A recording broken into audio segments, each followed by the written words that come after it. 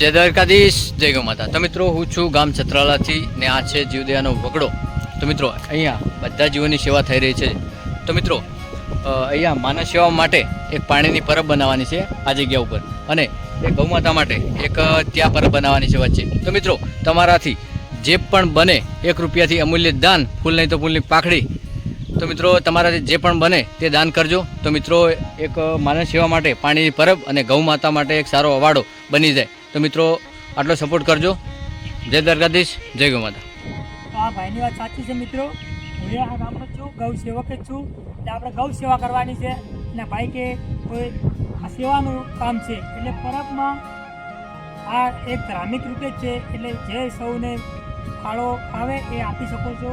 અને એક આ મનુષ્ય માટે એક પરબ બનાવવાની, ગાયો માટે, એટલે આપણે બંને ધર્મો સાચવવાના છે। જય ગૌ માતા, જય હિન્દ, જય દ્વારકાધીશ, જય દ્વારકાધીશ।